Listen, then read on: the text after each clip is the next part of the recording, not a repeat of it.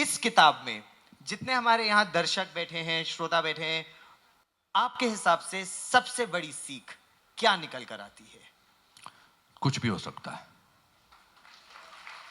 जिंदगी में, कुछ भी हो सकता है। मेरे नाटक की शुरुआत की 4 लाइनें हैं, मैं आपको सुनाना चाहता हूं कि अगर एक लंगोटी वाला आदमी बिना किसी अस्त्र शस्त्र के देश को आजाद करा सकता है तो कुछ भी हो सकता है।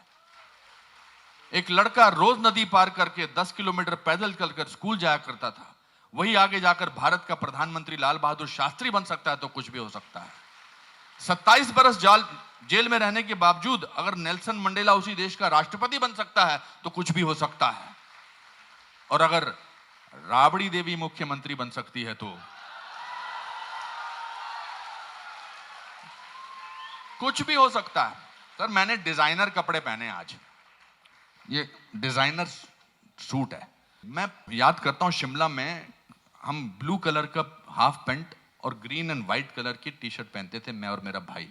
एक ही लट्ठे से 3-4 भाइयों के सबके कपड़े आते थे। एक ही हिंदी मीडियम स्कूल में गए थे, एक ही खाना हम 3 दिन खाते थे। और आज इस भगवान ने और अपनी मेहनत के बलबूते पे यहां तक आया हो, तो ये कुछ भी हो सकता है। ये कुछ भी हो सकता है एलिमेंट जिंदगी से कभी नहीं हटाना चाहिए। दिस बुक इज एन, इसका इसीलिए मेरे नाटक का नाम है कुछ भी हो सकता है। आज मुझे कोई इंटरव्यू करने आई थी तो कहती आप ये चीज में भी हो सकता कैसे बोलते हैं? तो इंपीरियल के कॉफी शॉप में बैठी इंटरव्यू करनी थी मेरा। तो मैंने कहा अगर आज से 3 साल पहले आप क्या करी थी? मैं कॉलेज से निकली थी।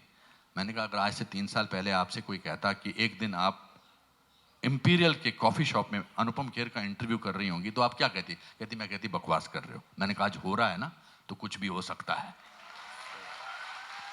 कुछ भी हो सकता है। हर चीज का जो बीज है, हर चीज की जो शुरुआत है वो यहां से होती है। उस बीज को आप कितना पौधा पानी दो, कितना उसको सूरज के सामने रखो, कितना उसको पौष्टिक बनाओ, वो कहीं ना कहीं और भी पहुंच सकता है। That's why I always say sky is not the limit. You can go anywhere. At least ख्यालों में कंगाली नहीं होनी चाहिए। On that positive note, Anupam Kher साहब, आप आज तक के साहित्य आज तक के इस मंच पर बतौर लेखक हमारे साथ जुड़े। Thank you. बहुत बहुत धन्यवाद। Thank you so much. Thank you. एक डायलॉग के बाद आपको हम यहाँ से जाने की इजाजत देंगे। छोटी सी जिद हमारी ये है आपसे, कोई भी आपका पसंदीदा डायलॉग।